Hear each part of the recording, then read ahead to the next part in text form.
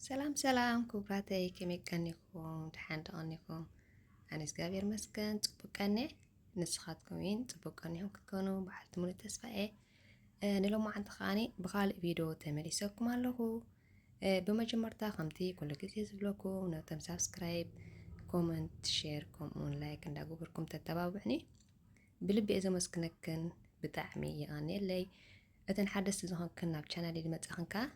እንኳ ደሓን መጻኸን እንዳበልኩ መጀመርታ ሳብስክራይብ ገብራ በትሕትና ይሓትት እምበኣርካስ ናይ ሎማዓንቲ ቪድዮና ከምዚ ጥራታት ዝተሰርሐ ስሙዚ ወይ ከዓኒ ጽማቕ ኢና ሒዘ መፅየ ዘለኹ ክትፈትዋ ከዓኒ ተስፋ ገብር እዘን ጽማቕና ድድልያና ነገራት ተጠቂመለን ዘለኹ ስትሮቤሪ ተጠቂመለኹ ማለት እዩ ከምኡ እውን ጸባ ከዓኒ ተጠቂመለኹ እቲ ጸባ ተጠቂመሉ ዘለኹ ናይ ጾም ጸባ እዩ ሶያ ሚልክ ወይ ከዓኒ ሄፈር ወይ ከዓ እዚ ናይ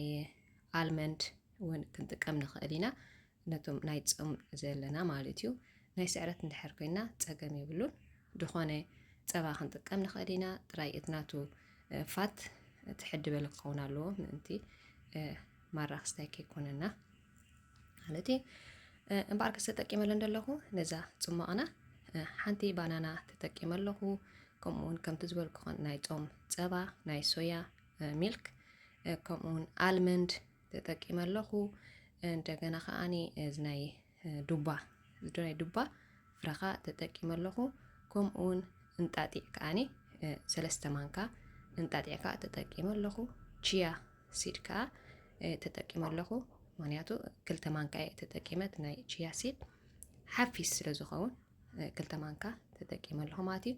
ከከምትናትና ዓቐንካ ክንጥቀም ንኽእል ኢና ከምኡ ከዓ 2 ተምሪ ከዓኒ ተጠቂመለኹ ዋላ 3 ክንጥቀም ንኽእል ኣነ ግን 2 ተጠቂመለኹ መዓር ከዓኒ ኮረብተይ ተጠቂመለኹ ማለት እዩ ዋላ ብዘይ መዓር ክንገብሮ ንኽእል ኢና ኣነ ግን ተጠቂመለኹ እንደገና ከዓኒ እዚ ካሻዋ ሻሎ ስኸማል ምስጥረታቲ ናይ ካሻዋ ከዓኒ ተጠቂመለኹ በሓፂሩ ኩሉ እቲ ናይ ጥረታት ድልየና ነገራት ንኣካላትና ወይ ከዓኒ ወይ ንኣእምሮና ዋላ ከማ ንቆርበትና ንጨጉርና ከዓ ብፍላይ ተጠቂመለኹ ማለት እዩ ከምኡ ከዓ ስትሮቤሪ ከምዚኣ ገይረ ከዓኒ ብሓንሳብ ቁርብተይ በረድ የእትየ ምእንቲ ዝሕል ክብለልና ካሃርመ እያ ማለት እዩ በዛ ሚክሰር ገይረ ዋላ ከምዚኣ እንድሕር ደይብልና ከምተን ዕቢድ በላ ናይ ጁስ እንድሕር ኣለና ከዓ ጽቡቕ ብደለና ክንጥቀም ንኽእል ኢና ማለት እዩ ከምዛ ትሪእዎ ኣለኹም ከዓ ክጽቡቕ ሕብሮን ገለ መሊኡን ኮይኑለይ ኣሎ ሕጂ ኣብ ብኬሪ ከገልብጥ እየ ደለና ዓይነት ብኬሪ ክንጥቀም ንኽእል ኢና ብጣዕሚ ደስ ትብለካ ከዓኒ ኮይኑሎ ማለት እዩ ኣብኣ ከሎ ከዓኒ እታ ብትጠቕም ኩላ ኣይሓፀብኳን ምክንያቱ ዋላ ሓንቲ ፀገም የብሉን ልክዕ መሪሰ ከምኣ ገይረ ከዓ ናይ ኣቮካዶ ከዓኒ ከነዳሉ ኢና ማለት እዩ ኣቮካዶ ሓንቲ ኣቮካዶ ተጠቂመሎ ከዓኒ እስኹም ከምነትኩም ድሌት ዓይነት ክትጥቀሙ ትኽእሉ ኢኹም ዋላ እውን ፍርቂ ክትጥቀማ ትኽእላ ኢኹን ማለት እዩ ከምኡውን ነተን ኣቐዲመ ዝተጠቐም ክለን ብምልአን ተጠቂመለን ኣለኹ እታ ፀባ ከምቲ ዝበልኩኹም ናይ ሶያ እዚ ፀባ እዚ ናይ ጾም ፀባ ብጣዕሚ ብዙሕ ትሕዝቶ ኣለዎ ካልሲዮም ኣለዎ ብጣዕሚ ጽቡቕ እዩ ማለት እንደገና ከዓ ብዙሕ ከዓኒ ፋት ከዓኒ የብሉን ናይ 1.5 ገለ እዩ ከምቲ ናይ እንስሳ ንገዝኦ ክሳይሲ ኣይኮነን ማለት እዩ ከምቲ ኖርማል ፀባ ዝተፈላለዩ ዓይነት ክትጥቀማ ትኽእላ ከምቲ ዝበልኩኹም ናይ ሄፈር ናይ አልመንድ ናይ ሶያ ግን ኣነ እቲ ዝበለፀ ዝረኸብክዎ ንኣፍቲ ናይ ጣዕምን ቴስት ናይ ተኣፍካ እዚ ናይ ሶያ ብጣዕሚ ጽቡቕ እዩ ዋላ ከማን ምስካፍ ሕጂ ኣብ ግዜ ጾምሲ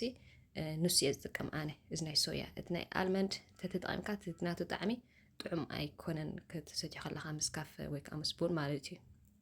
ነቶም ብፀባ ሓዊስና ንሰቲ ከምዚ ከማይ ማለት እየ ዋላ ምስ ሄፈር ከዓኒ ጥዑም እዩ ግን ብጣዕሚ ኮይኑ ዝረኸብክዎ በዚ ናይ ሶያ ፀባ ብጣዕሚ ንቡን ክንጥቀመሉ ንኽእል ኢና ብኤር ጥቀም ኣነ ከምቲ ኣቐዲመ ዝተጠቐም ክለን ብምለን ከዓኒ ተጠቂመለን ኣለኹ እተን ጥረታት ማለት እዩ ተምሪ እቲ ናይ ቺያ እንደገና ከዓኒ እንጣጢዕ ከምኡውን እቲ ናይ ፍረዱባ ብጣዕሚ ዝበለፀ እዩ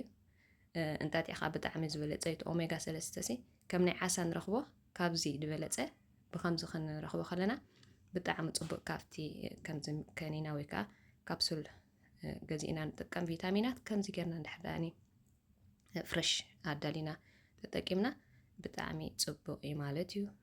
ከምኡውን ኣቮካዶ ተጠቂመ ኣለኹ ኣቮካዶና እንተደሊና ምልእቲ እንተደሊና ከዓኒ ፍርቂ ክንጥቀም ንኽእል ኢና ማለት እዩ ከምዚኣ ጌረ ከዓ መቲረ ከእትወ እየ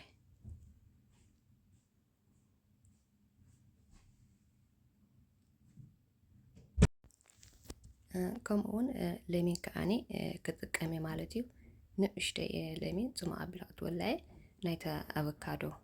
ኮርቴክስታይ ነታ ናይ ኣቮካዶ ኢለ ኦርተይ ለሚን ክትወልዐ ማለት እዩ ኣፍታ ናይ ስትሮበሪ ዝፀምቁካ ግን ኣይ ተጠቀምኩን ኣለኹ ለሚን ማለት እዩ በረድ ከምቲ ዝደለና ሓቕን ክንእትወሉ ንኽእል ኢና ምክንያቱ ቁርብተይ ውዒ ስለ ዝብል ናይቲ ሚክሰር ድሃር ሞ በረድ እንድሕር ጌርናሉ 1-3-4 ከከምቲ ናትና ድሌት ብጣዕሚ ፅቡቅ እዩ ዋላ ከይሓፍሰና ከዓኒ ቁርብተይ ማይ ከዓኒ ክንውስኸሉ ንኽእል ኢና እቲ ናይ ስትሮበሪ ብዙሕ ኣይሓፍስኒ ናይ እዚ ናይ ኣቮካዶ ግን ብጣዕሚ ሓፊስ ትኸውን ማለት እዩ ምስቲ ባናና ከዓ ስለ ዝተሓዋወስ እዚ ከምዚ ጌርና ጠሚቕና ንዳልዎ ብጣዕሚ ንኣካላትና ሃናፂኡ እንደገና ከዓኒ ብፍላይ ከዓ ንደቂ ኣንስትዮ ንቆርበትና እትናትና ፅባቐ ወይ ከዓ ቢዩቲስኒ ብላዕሊ ናይ ድተለኻኻ ወይ ከዓኒ ኣይኮነን እንታይዳ ቀንዲ እቲ ንምጎቦ እዩ ንደገ ድወፅእ ማለት እዩ ንጨጉርና ዝፅብቕ ወይ እውን እትናትና ቆርበት ዝፅብቕን ገለን ከምዚ እንድሕር ቀፃሊ እንድሕር ንገብር ኮይና ካብ ኣቮካዶ ሲ ዝተፈላለየ ዓይነት ማስክ ነዳል ኢና ንጨጉርና ኢልና ግን እቲ ዝበለፀ ንውፅኢታ እውን ንኽትበልዖ ብውሽጢ ንኽመፅእ ንኽትበልዖ እዩ ኣዝዩ ጠቓሚ ማለት እዩ ሕጂ ከምዚኣ ጌርና ከነዳል ንኽእል ኢና ብፍላይ ከዓኒ እተን ግዜ ደይብልና ኣደ ቆልዑት ኣብ ገዛ ንውዕል ገለ ብጣዕሚ ጠቃሚት እያ ማለት እዩ ንግሆ እንድሕር ከምዚኣ ጌርና ሰቲና ሓንሳብ ሲ ስጋ ቆልዑት ተፈዲሶም ድመፁ ገለስ ከይቆረስካ ገለ ምስ ብጃማኻ ትውዕለሉ ግዜ ኣሎ ማለት እዩ ግን ንግሆ ነቶም ቆልዑት ከነፋና ከለና ከምዚኣ ጌርና እንድሕር ሰቲና ብጣዕሚ ጠቃሚት እያ ማለት እዩ እንደገና ከዓ ንቆርበትና ይኹን ጨጉርና ከዓ ኣገዳሲ እዩ ዋላ ንስራሕ ንኸይድ ከዓኒ ከምዚ ለይቲ ከምዚ 5-3-4 ተኣትዋ ወይ ተኣትው እንድሕር ኣለኹም ምሸት ኣዳሊና ሓዲርና ንግሆ እንድሕር ሰቲና ኸይድና ብጣዕሚ ጠቃሚ ማለት ከይጠመና ኢና ንውዕል እንደገና ከዓ ንግሆ ንሰትያ ኣብ ጥራሕ ከብድና ንስያ ከዓ ንኣካላትና ቀንዲ ጠቃሚትን ሃናፂትን ማለት እዩ ወይ እውን ንቆልዑ ከዓኒ ኣዝዩ ከዓኒ ዝበለፀ በኣርከስ ከምዛ ትሪኣ ኣላ ክትፅብቕ ኮይና ትልና ኣላ ኖርማል እዚ ለሚን ንደኮሬት ከምዚ ገይረ ኣዳልዮ ብጣዕሚ ደስ ትብል ጣዕማ ብፍላይታ ናይ ኣቮካዶ ብጣዕሚ ክትጥዕማዓት እያ ንሳ ዝበለፀት ኮይና ረኺበያ ካብታ ናይ ስትሮበሪ ማለት እዩ ስለዚ ፈትና ኢኹን ወይ እውን ፈትንዋ ኢኹም ብቀዳማይ ደእተኽዋ ኩራት ኣሕዋተይ ቅሬታ ቪድዮ ተደምሲሳትኒ መጀመርታ ሪከርድ ከብር ከለኹ ተደምሲስኒ ድሓይ እውን ኣብ ኤዲት ተደምሲሳትኒ እተን ከምዚ ከማይ ኣሕዋተይ ቆልዑት ደለከን ይርዳእክ ንኸውን እዩ ብጣዕሚ ክብድ በለ እዩ ምስ ቆልዑት ማለት እዩ እምበኣርከስ ክቡራት ተኸታተልተይ ናይ ሎማዓንቲ ሒዝያ ዝመፃኺ ቪድዮ ነዚኣ ትመስል ብካልእ ትሕዝቶ ወይ ከዓ ብካልእ ቪድዮ ስጋብ ዝምለሰኩም ሰሰናይ ንዓኹም ሰላም ቅነ ቻው